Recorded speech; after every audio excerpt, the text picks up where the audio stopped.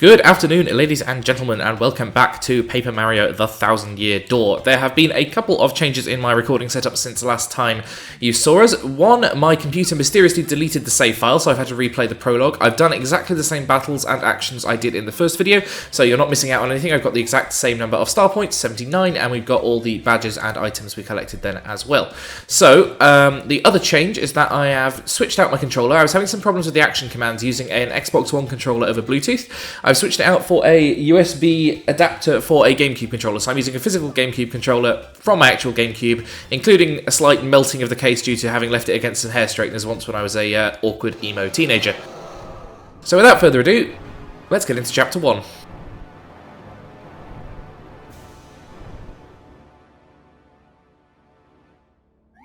Oh dear. So there is a dragon, as the title of the chapter implied, and he lives in that castle over there. He's a rather nice papercraft dragon. Unfortunately, being 3D in this Mario universe tends to mean that you're more dangerous as a result. So that's going to be our ultimate goal, but first we've got to find a way to get to the castle, and I imagine this blocked off pipe is going to play some sort of role. So first things first, hit this block, get an extra mushroom, make sure to hit trees and these, I guess, stalks of stripy whatever it is that are hiding in this meadow, because they tend to contain items sometimes. There are some more obvious blocks as well. Red blocks like this tend to contain badges, I believe. Yep, indeed. So that gives us a close call, so that gives us a dodge chance. I think close call is a 20% dodge chance when you're in danger, but danger being under 5 HP. So hopefully we won't get the chance to test that out, but it's useful to have equipped just in case. It might save your life. So just a Goomba and a Spiky Goomba there. Take those down for a lovely 6 XP. Getting up to 9 people in our audience in the battles now, which is better than some Edinburgh Fringe shows. Take down these Para Goombas nice and quickly. It's much easier to do the action commands now with the new controller, as you'll see, because I'm playing on basically original hardware. And this should mean that we can get up towards a level up soon, and I'll get to show you how that mechanic works.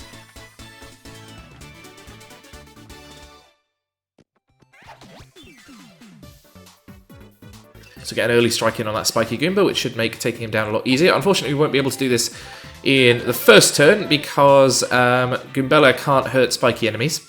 And unfortunately, that guy in the back has a sleepy sheep, which if he uses it might cause us some trouble. And I can't hit him because I can't get past his friend to hammer him. So we'll just have to take those down and hope. And there's no prospect of Goombella doing anything, so I'm just going to defend with her. Yep, indeed. So first item of enemy use of the game. Enemies can have items and badges the same as Mario and his partners can. And yet we have been knocked out. So this is probably going to result in some damage for us. Fortunately, getting spiked in the head does wake Mario up, puts him into danger. So we've now got our 20% dodge chance equipped. We shouldn't need to use it because we can just bash our way through this guy. And that should be, yeah, our first level up.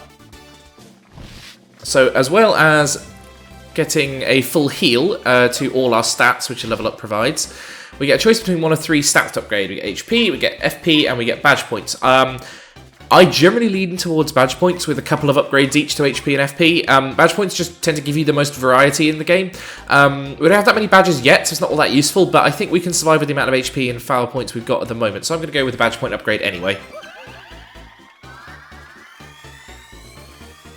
So, a brick block here, I imagine, yep, it contains coins, just like in your classic Mario. And yes, this is the bit of set dressing that does contain, that is whackable with your hammer. If you hit it enough times, you will get yourself a horsetail, which is a not very useful healing item, but does come in handy later. That pipe is not useful for us for now, but we'll come back to it. So Goombella just reminding us we can use her tattle ability. I haven't had much cause to use it yet, and this area is not hugely exciting, so probably won't, but nonetheless, good excuse to bash our way past some Goombas. I think they now offer less HP, less XP than they did before, sadly. Realise we haven't got the basic Goomba in our tattle log. That's a bit of an omission. So these guys happily, at level 2, still offering 3 XP a go, which is very, very good. So there we are, quick top up to our flower points. This bush looks suspicious, so we'll activate that. And indeed, get ourselves a pipe, which, this is the first time we do this, takes Mario into the background. He has less abilities here, no partners, but he can still jump around and do his jumping and hammering. And this is a bit of a nice parallax perspective thing, which lets us bash our way past obstacles. And in lovely picture book style, the bridge materialises. Plus, if you head all the way to the right on this background, you'll find yourself another star piece, which I think takes us to 7, which is an important number because it means that we'll have enough for the quick change badge when we get back following this chapter and see Dazzle. Just make sure to check these bushes because they do occasionally contain presents. But with that, we're past the worst of the enemies and we can head into the town of Petalburg.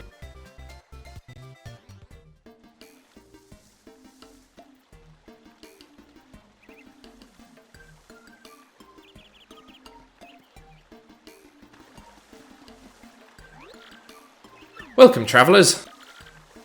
This is Petalburg. It's been a long time since we had visitors here. We're kind of remote, and you took the bridge out.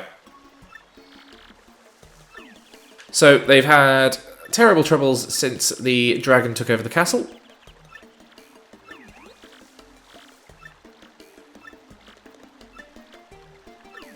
And our job is to go and visit the mayor. We'll do a bit of exploration around this place too. We got ourselves a bulb here. I think that's what they're called. They were in Paper Mario 1 in a far more prominent role, but it's nice to have the cameos. And this kid here, yeah, he really loves his Game Boy Advance, which is quite retro these days. But it was probably the first mention a lot of people in the West had a Fire Emblem. And this creep is a regular occurrence in the locations we'll be visiting. Plus, we've got this French Foreign Legion bob-omb here. Yeah, General White. We'll run into him a bit later. So you'll see there's a fairly good badge up here. Unfortunately, we can't get to it yet because that gap is too narrow, but that's something we'll try and resolve later. So this is the mayor.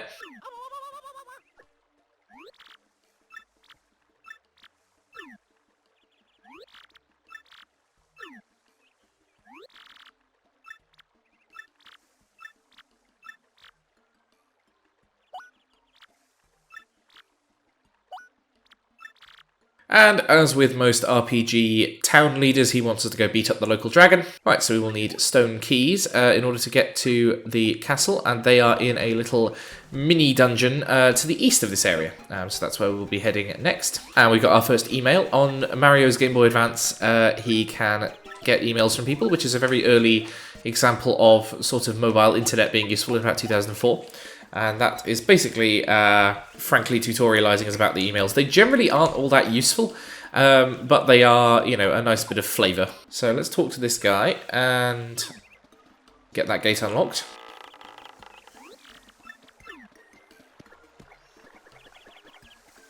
And who's this dweeb with the band-aid on his nose? I thought for the longest time that was just like a marking, but no, I think it's meant to be a plaster. And this is Koops.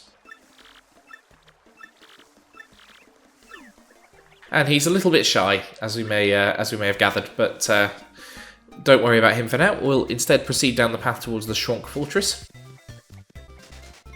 Aha, so another star piece from that bush there. And quickly hop on this Goomba's head. Ah, this is our first encounter with a Koopa Trooper.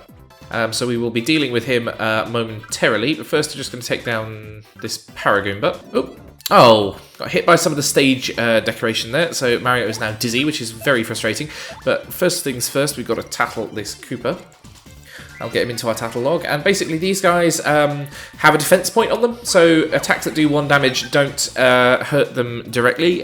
You've just got to, if you jump on them, which Mario might fail to do here. Oh, no, he was succeeded on that occasion, despite being dizzy. If you hop on them, they'll flip over on their back, and then their vulnerable stomach will be exposed, so easy enough. Head bonk him, and down he goes. Quick top up to our health there. And there's some bushes we can inspect for coins, plus another Koopa Trooper here. So if we get a first strike on him, we can knock him over before he gets the chance to attack, which will make life a lot easier for us. Of 4 HP, so a little bit difficult to take down in one turn, but we can take the Goomba out at least. And we'll crack him open with a hammer and feast on the goo inside. We know in the Mario universe that meat exists, but we don't see any traditional creatures apart from, I think there's some crows in Chapter 4. So it does make me wonder, like, do people eat Koopas and Goombas? Can you eat Goomba meat? I imagine it tastes of mushrooms. Ah, so we get a Power Punch from that, which is an attack that gives us +3 to a party member's attack power for a couple of turns. That might be quite useful in taking out some bosses down the line, especially ones that have high defense points. But for now, head into the fortress.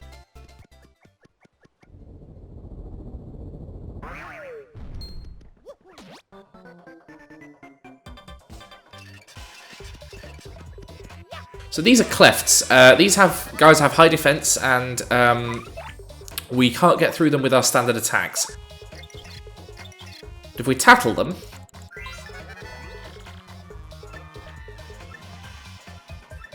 yeah, 2 defense. We'll have to flip it over, and fortunately, we've just been given a POW block from a block outside. So let's activate that. And there we go, over they go, and lots of XP for us, 10 in fact. So making decent progress up towards level 3.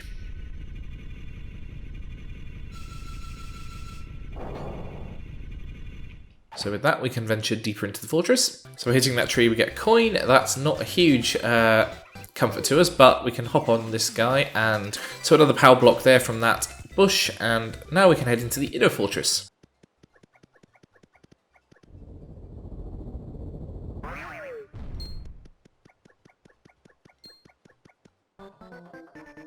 So no point initiating a first strike on them, as we'll see. These are the bristles, and they are a bit of a challenge for us. Because they've got 4 defense, they're impervious to fire, and nothing we can do that much damage. We can't jump on it or hammer it, so it's basically forcing us to use items. And fortunately we do have another POW block. So down they go. So this whole section of the game basically acts as the item tutorial section. And gives us a decent chunk of XP into the bargain. So we pick up an inn coupon there, which gives us a free night stay at any inn. It's honestly not a very useful item because you only have a limited inventory. I think it's 10 items to begin with. You can expand it to 20. But inns are so cheap. Money is never really an issue in this game. There are ways you can sort of cheese it by getting different value items from the shops and doing little trading mini games and so on, like you're playing Elite. But I honestly have never found that particularly useful because the money supply is just, fine. I've never found that I've run out when I've really needed a key item or anything. Okay, so here we have a healing block. This costs 5 coins and will basically do the same function as an inn. We're on nearly full health at the moment, so I'm not going to bother, but we'll head in there and check out what's going on in this fortress. So a save point here implies that this is a relatively dangerous point, and you'd see the swamp here and think maybe we're going to have to fight him in a boss battle, and you'd be half right.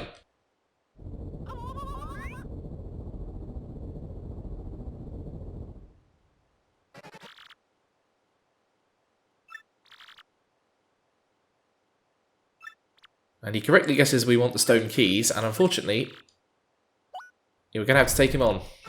But not in the way you might think.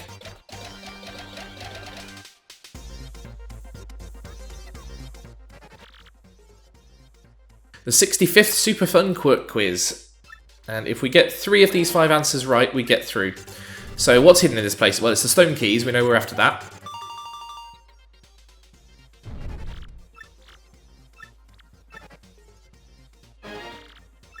Question 2. What do 1 Mr. Softener and 1 Fireflower cost at the shop in Petalburg? Ooh. I haven't been in the shop in Petalburg. So Mr. Softener lowers your enemy's defense points. It's not all that useful, particularly at this stage in the game when you're not up against anything with particularly high defense. 1 Fireflower is fairly cheap. 12 coins. Oh, my first wrong answer.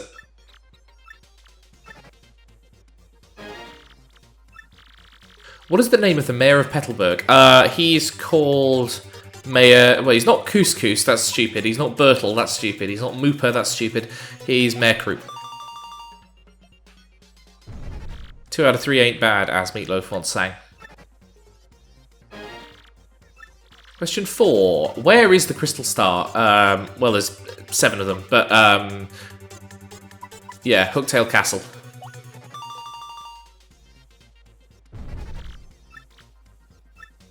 Okay, 1 question left. I think we're through anyway, but I might as well try and get 4 out of 5. How can one get from Petal Meadows to Rogueport?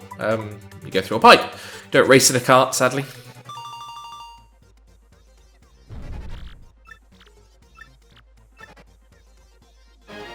Oh, there are 6 questions. Okay. Which of the following creatures have hands? Koopa Troopers do. Goombas don't, Clefts don't, Fuzzies don't. Yeah, it's a fairly easy one.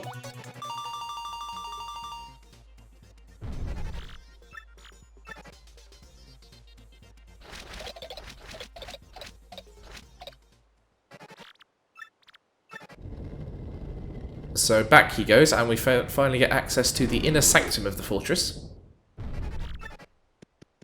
Now he just goes back to sleep forever. We'll never hear from him again.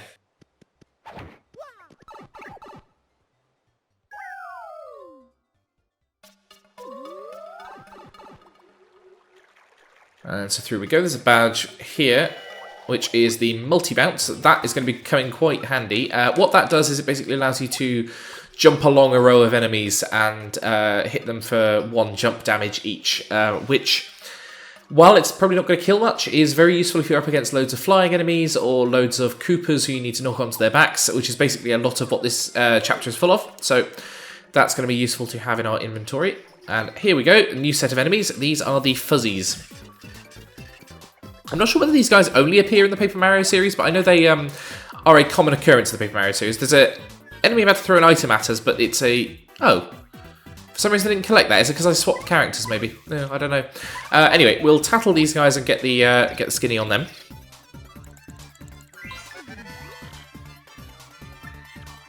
Okay, so only 3 HP, but they can suck their own HP back out of yours, which is kind of gross, so that's something you want to avoid. They've also got a really annoying timing for guarding and super guarding, so it's, yeah, very difficult to hit, as you'll see. I just tried to do it there, but did not succeed. There we go, managed it that time. It's just as they pull away on their final approach. There we go, twice in a row managed it there. So now that we've guarded against them, we can start taking these guys down. And I might as well use this opportunity to show off multi-bounce, as it will kill the guy in front. And there we go.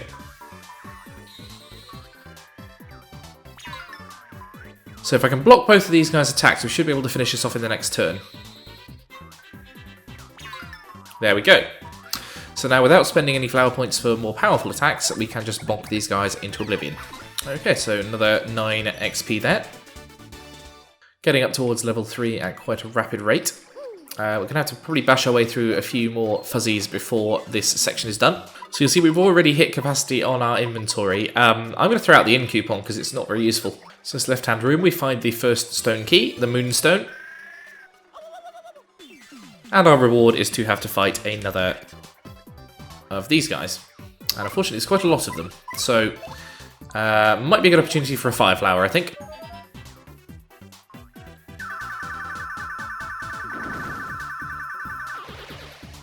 Clear out the old inventory, and should get us up to another level.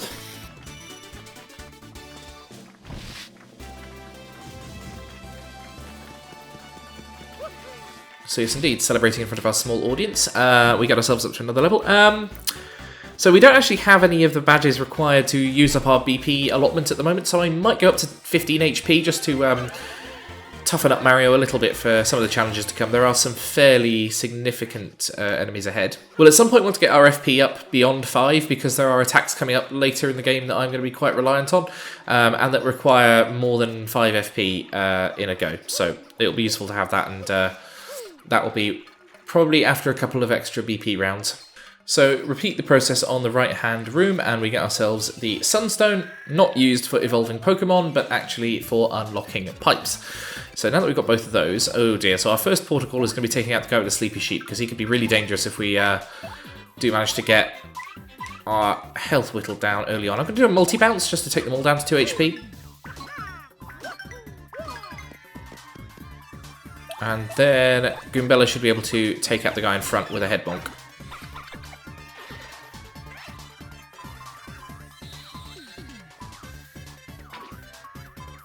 Unfortunately, they're probably going to all top up their HP on my blood, aren't they? Oh, no. Successful super guard there. Well, that's slightly annoying that we haven't managed to... we won't manage to take them all out in one go, but another multi-bounce will help the process along. That's one down, and Goombella should be able to take out the other guy.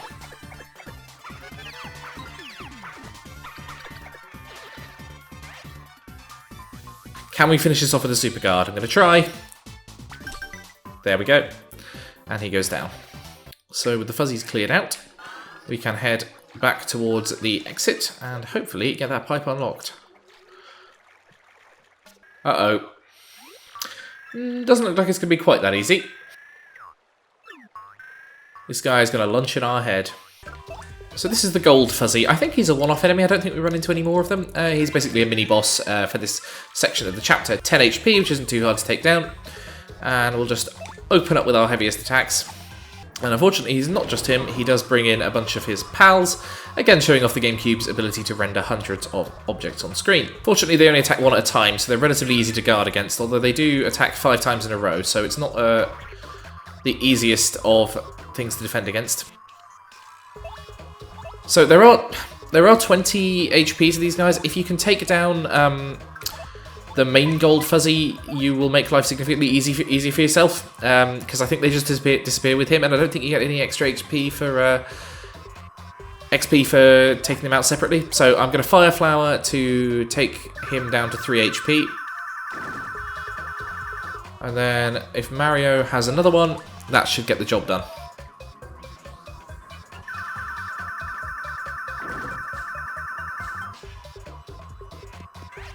There we go. So almost halfway up to level 4 already, and as he scatters away off screen, we are free to head back to the surface.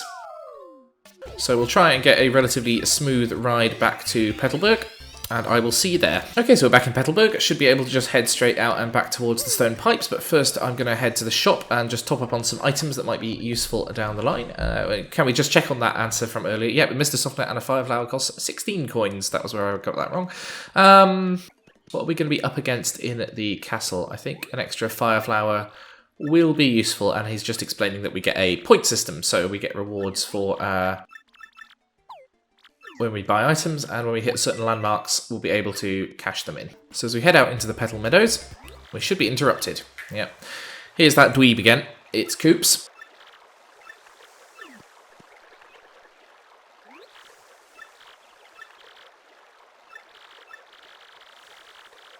He really wants to come with us to fight Hooktail, because his dad went off to battle him a while ago, didn't come back, and he's on a quest to avenge him. So he's also sort of a bit of a coward and wants to sort of prove himself, which I can understand.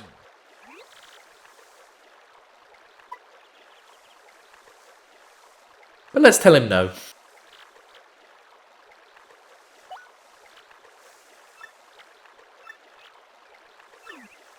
Oh, you can actually tell him no. I thought it was going to be a but thou must, where Goombella would tell you to stop being mean. But okay. Yeah, fine. I'll take him along with us. So that gets us our second partner of the game. Koops is a little bit more pragmatically useful in puzzles and so on than Goombella. It's not just about exposition. Yes, indeed. We can use him as a sort of ranged weapon for taking out enemies and for flipping switches and so on. The thing about the partners in this game is when you get a new one, they swap out automatically to be at the head of your party. But I'm going to switch back to Goombella as much as I can, because the incidental dialogue you get with her in cutscenes, I think, is slightly preferable. You have this problem with a couple of the ones that come up later as well, where the dialogue just isn't as good. So it's useful to have Goombella out. Bobbery has quite good dialogue as well when you come along him later, but across him later, but he's not someone we're going to encounter for a little while.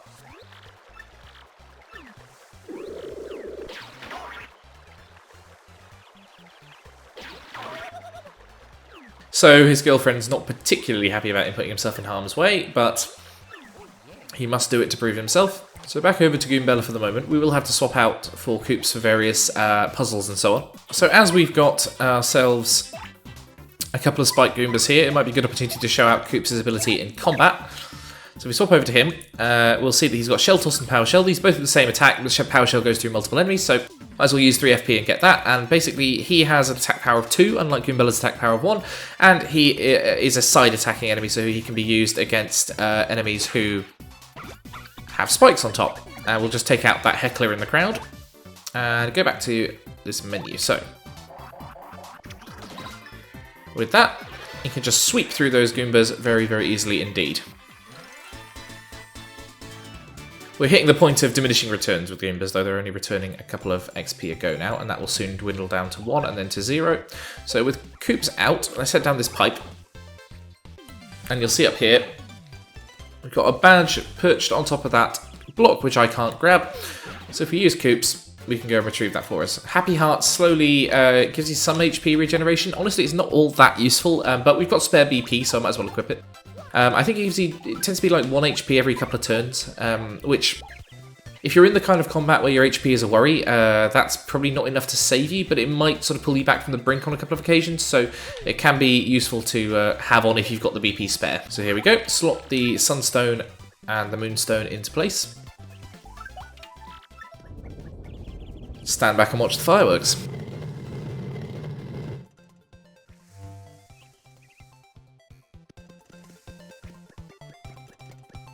So if we check this pipe, we've got to hit those 2 switches simultaneously. Obviously Mario can't do that, but if we switch back over to Koops, what we can do is if we spit him out to do his shell attack, we can hold him in place and then walk over here, release him, and jump on that switch simultaneously.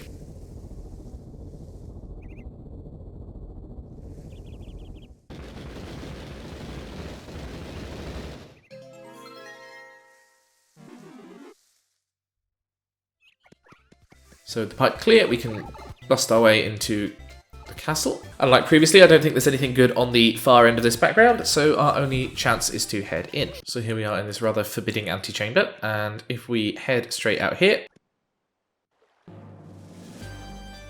we'll get our introduction to the mighty Hooktails Castle. Not a very friendly place to spend your holidays. So the bridge is out, and it looks like we're going to have to find another way across, but if we head down here, we can find this badge. This is an HP plus badge. You generally wouldn't get much use out of it because it costs 3 BP, which you may note is the amount you get from a level up, but it only gives you 5 extra maximum HP, which is the amount you get from a level up. So you kind of feel like, what's the point? You might as well just put the cost into leveling up. But it's there if you want to do it, if you want the ability to boost yourself for a particular battle, but usually you'd like to put the BP into something else. I guess it gives you the extra flexibility. So over to this aeroplane pad, and easy enough to just fly over the broken bridge and make our way to the entrance. So in here, we've got ourselves some normal Koopas and Para-Koopas like this guy. Now annoyingly, they take 1 hit to remove their wings and another hit to knock them over, so you won't do any damage to them with a normal jump round. But what we can do with Goombella and Mario is knock them onto their backs, so that, at least apart from that last guy, they're no threat to us, and we can super guard Koopa attacks very, very easily as well. Our audience being made up almost entirely of Koopas probably shouldn't be rooting for us as much as they are. Ha, that guy gets taken out by the set dressing, but we get the XP as a result. Thanks, game. We also get this badge here. This is Power Bounce. That's going to be incredibly useful, and in fact, I might swap out our Happy Heart in order to equip it. This is much more powerful than Multi-Bounce. It lets you jump on the same enemy multiple times, so you can, if you're very good at the timing and the button presses, you can do a ridiculous amount of damage to 1 HP to one enemy, particularly if you are later on in the game and you've got more powerful boots. So, primary goal is going to be taking out the guy with the power block, because he could do some real damage to us, so good opportunity to show it out.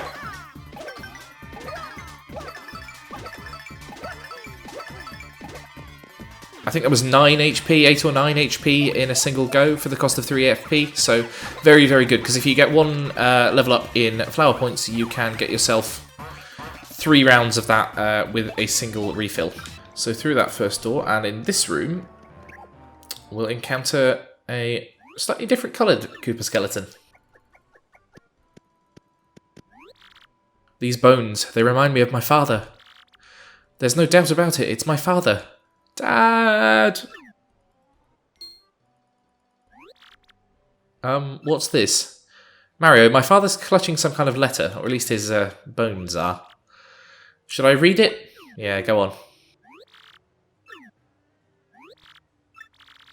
I came to this castle to destroy Hooktail, but I am stuck and can go no further. So in this letter I shall note Hooktail's weaknesses for those who follow.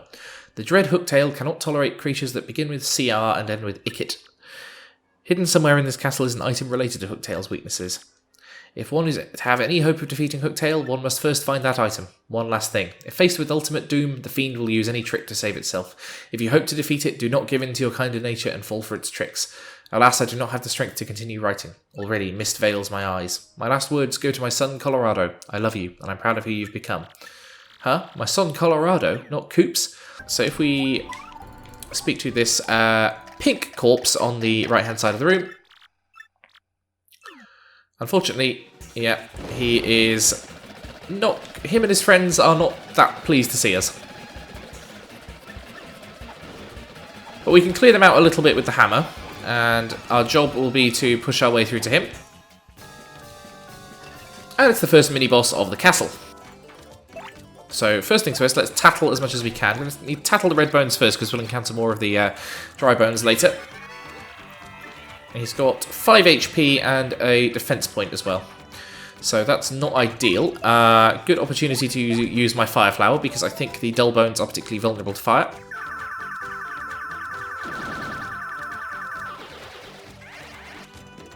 Yep, so a decent chunk of XP there. Unfortunately, this guy can summon new ones, but it uses up his turn to do so, so they're not that much of a concern. Plus, it gives us a chance to tattle one before we leave this battle. They've only got 1 HP, but they do still have the defense point. Yes, unfortunately, we may have slightly wasted that fire flower, other than for the purposes of gathering XP, obviously, for which it is still useful. I'm going to, now that we've used up Goombella, I'm going to swap over to Koops because he can penetrate their defenses. Unfortunately, using the partner swap takes up a turn, at least it does at this stage. That will be something we will remedy later. So we'll start taking these guys out. And that does at least mean that we will get an extra level up at the end of this battle. So although we could farm as much HP as we liked by simply waiting for him to spawn new guys and never taking them out, that is not really something that is very interesting to watch, and also the amount of XP you can get caps out at 99 in a battle, so I'm going to instead use my turn to start whittling down his HP, and once he's gone, we should be nice and dry. Also get a very palatable 32 XP from that. Oh no, more of them. Unfortunately, his shell toss attack can only go to the enemy in front, which the red bone still is, because he hasn't been perfectly killed yet. So, I'm going to have to switch over to Mario here, and yeah, I've got no way past him. Why don't we use the mystery, and we'll at least find out what it does. Hope it's something offensive. Ah, no. It's the repel flag, which is about as useless as it could get. Well, as we need more FP to do this, we might as well use our Sweet Treat attack for the first time to show it off. So basically, we are playing a little shooter where our aim automatically moves, and we have to throw our shots at flowers and hearts that drift down the screen without hitting the poisonous mushrooms. Unfortunately, I've only managed to get hearts so far, not enough flowers. 2 flowers. Can I get another one before this ends? I'll try. Yes, I can.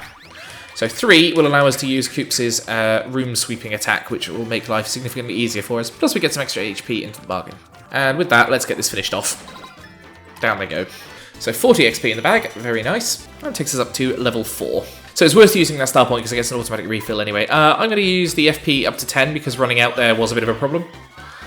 And then next level we'll go back to BP.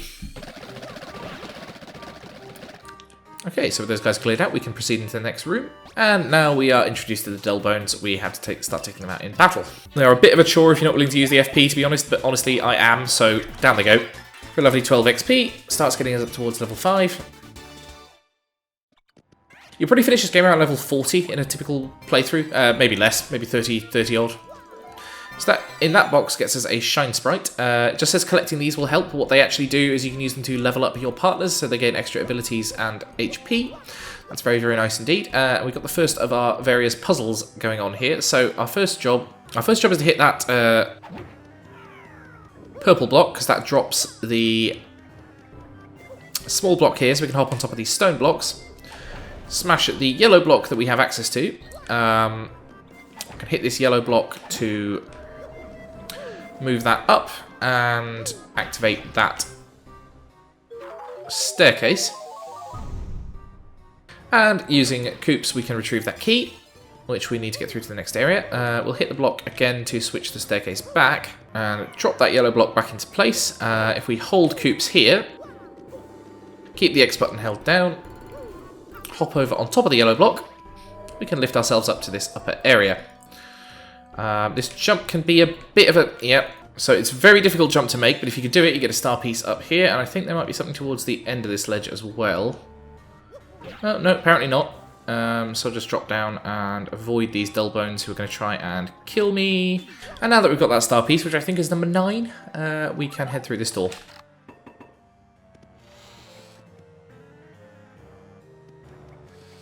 Now, a couple of things to do here. We can go up with the giant green block, or we can go forward. I'm going to go forward for now. And we found ourselves with some Goombas in here, slightly retro, plus some dull bones, as we've come to expect. We are now out of flower points, which is a bit of a problem. It's something we can try and resolve down the line. Now, we need to hit this block here, which you'll see lifts those bars, but unfortunately does not do it for very long. So, we know the drill by now. Hold coops here, and run through like so. And what does this get us? This gets us another black chest. We're familiar with these from last episode when we were turned into an aeroplane. This has a similar sort of deal going on. He's after the legendary hero who can free him, and we know the routine.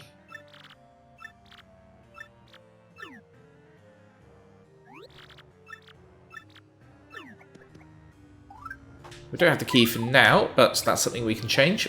This is a rather mysterious room with these patterns on the floor. Also a crack in the wall here. We'll want to remember that for later. But for now, grab the black key from this chest. And yes, up come the spikes. As you have come to expect from video games at this point. We've got a spiky ceiling as well, which is slowly descending Resident Evil 4 style. And we need to escape the spike maze.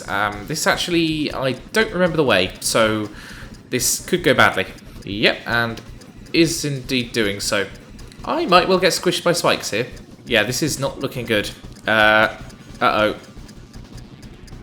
I also can't see anything.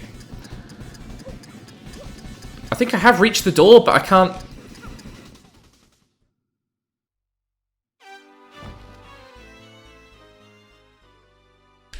Right, so after Julie being squished, it's time to give this another go. I know the route this time. I've managed to map it out.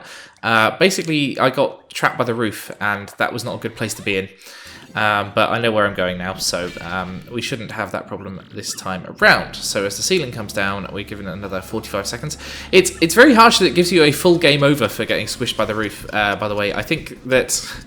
You know, just chucking you out of to the previous room and making you try it again would probably be a little bit more fair and a little bit more user-friendly. I think if modern Nintendo was making it, that's how they'd do it. Because of course this game doesn't have auto-saving, so if you haven't saved for a while, like I hadn't, it can be a bit of a problem. So here we go, got the key.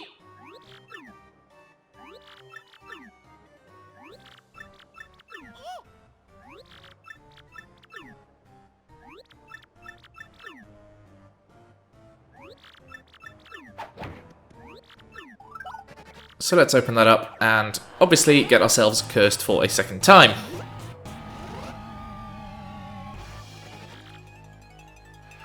As a pudding-brained dolt, I take offence at that, but this curse is again paper-related and lets us turn sideways.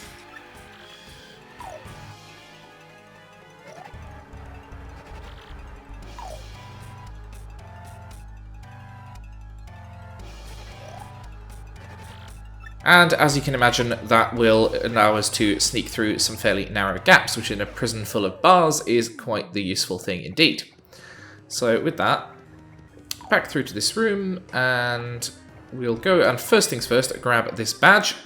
This is the attack FX R. I don't know why it's numbered, or it's lettered R. There are other attack FX badges, but if we equip this, it doesn't cost any BP, which is nice. What it does is adds a cricket sound to our hammer attacks and our jump attacks when they connect with an enemy. So I find it quite annoying, but it is useful to have on for the purposes of Hooktail, as the corpse earlier indicated. So with that, we can now change course and we will head upstairs. And of course, to raise that while standing on it, you're going to need to koops it. So that door is locked, and looks like this platform up here is not quite on the same level as us, so we can't grab that badge with koops, so we'll have to come back for that later. But, well, it isn't that useful for now. We at least know what sort of direction we're heading in with it. So back through to this room, try and dodge through the enemies on our way, although we did kill them earlier, so we should be alright. And you'll see here, all of these bars, except the one on the left, have a crossbeam, which stops us from getting through, but if we do go through that That ability to turn sideways allows us access to new areas. So as well as slipping back into the cells, we get this castle key, which we can use to unlock that door that we found just a moment ago. So let's unlock that.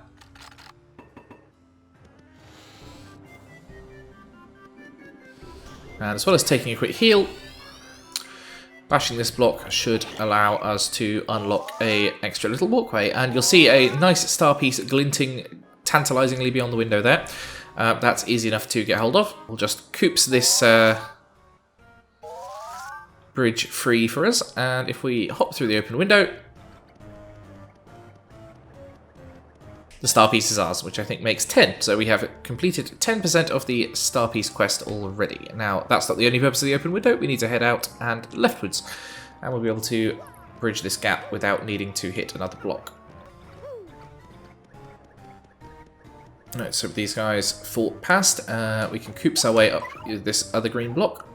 And it takes us up to this narrow walkway. We'll see, by the way, that if we drop down here... Oh, there's a special mushroom on a hidden platform there. So I'm going to try and grab that, because it does tend to come in quite useful. Yep, so it seems to be if we drop off this way, and then paper our way through these bars, we get a life stream. Basically, that if you or your partner dies, will revive you, which in a game where, again, does not have auto-saving, that can be a real life-saver and time-saver, crucially. So first things first, we'll pass by this guy and head into this room on the left. And it's a mysterious storeroom full of weapons. But crucially, full of this lady, who calls us a handsome piece of cheese, and this is Mrs. Mouse. So, she's a badge hunter, and she will be a recurring character throughout this adventure. She is also the only secret partner available in this game. She's completely optional, and there's a side quest available later which I will be doing so that we can get her in our party. This is useful to have extra meat in the room, but as it were.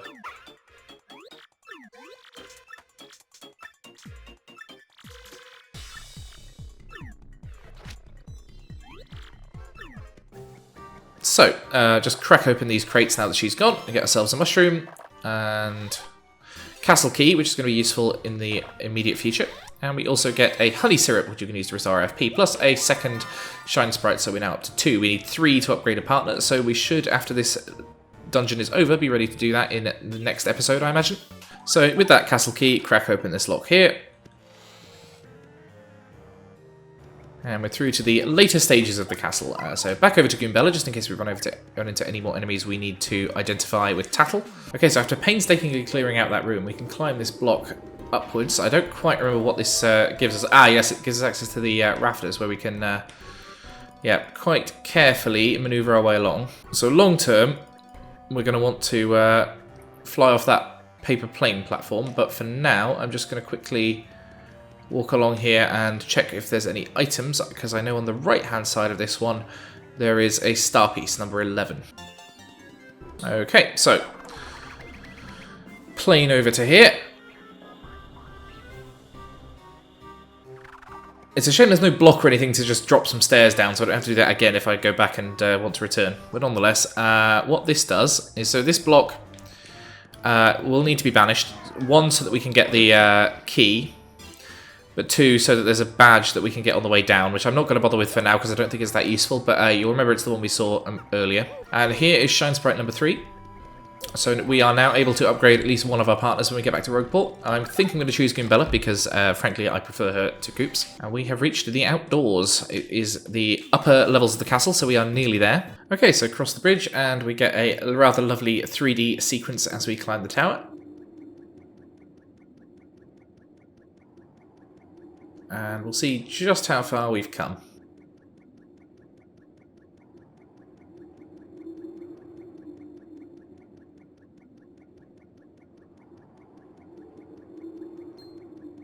So there is a spiky Goomba hidden up here, but that's the last normal enemy we will face in this chapter. I'm just going to run away because I can't bother fighting them.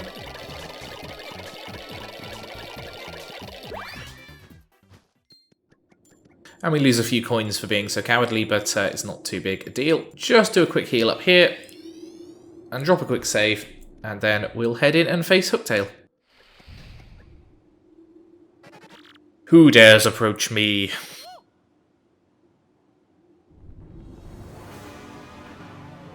Yes, indeed. Here she is. Hooktail is canonically a she, I believe. So you are friends with the strange garbed one who came earlier. I didn't expect Nor to come to steal the treasure I protect. Such rashness.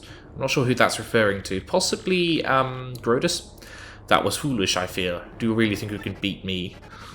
You're so small, and you don't appear tasty. I suppose you might make a good snack. And the bottoms of your feet smell like they might make a good sauce with some spices. What I'll do is saute you to crispy goodness and gobble you down head first.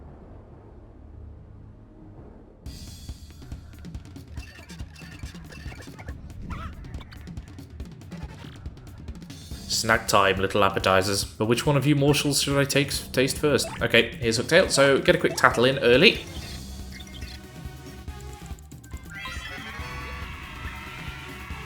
HP 20, attack 5, defense 1, but we can remove that defense point using any attack that uses the cricket sound. So just quickly demonstrate that here. Ugh, that awful sound. It sounds like a cricket. How did you know? Stop that this instant. Ugh, I got really bad food poisoning once when I ate a cricket. I hate them.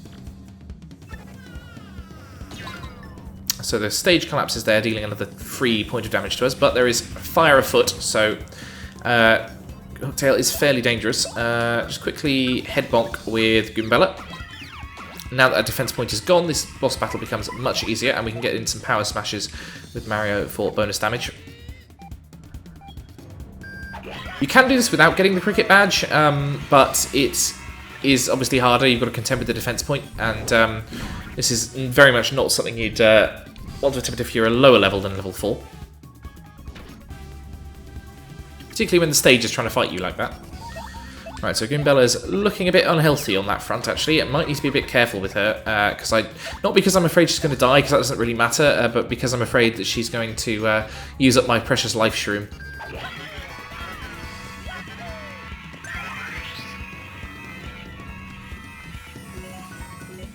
So we hit a bingo there. We get that by doing... we contribute to the bingo roll by getting action commands right, and if we match up all 3 symbols, we'll get a bonus of some sort, or a detriment, depending on whether we've...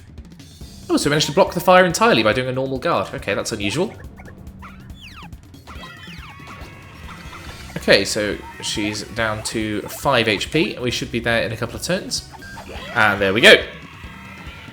So, she's not quite dead yet. So she offers us 1,000 coins to forgive her. We can't actually get 1,000 coins, the cap is 999, so keep your coins, fiend. Or an extra special badge. Keep it, you cad. We could smell the bottoms of her feet, which people on the internet might do, but not Mario. If you choose any of those, you just get hit for extra damage, basically. The next stage happens regardless. Yeah, chomps a load of the toads for an extra 10 HP, which is slightly disgusting. We see them getting mashed up with little crosses in their eyes. But the battle now moves to the seating area, and just an extra 10 HP to take down. The cricket wooziness, I think, still applies. I wonder if we can get this with a single power bounce. Let's give it a go.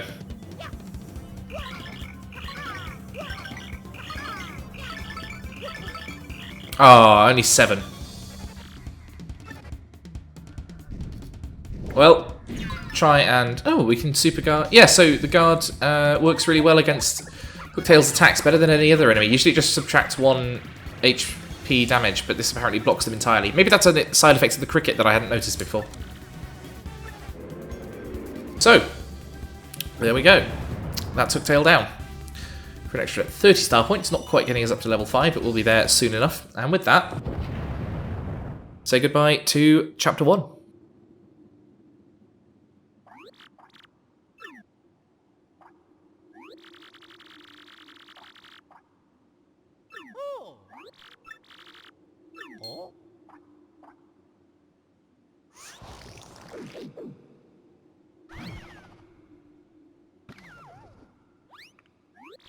And we don't just find the Crystal Star, we find Koops' dad.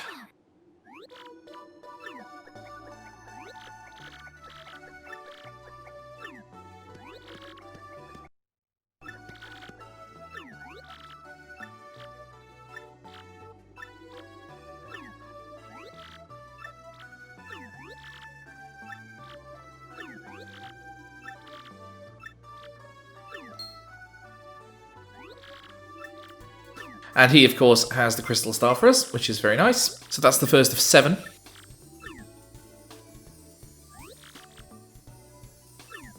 Oh, yeah.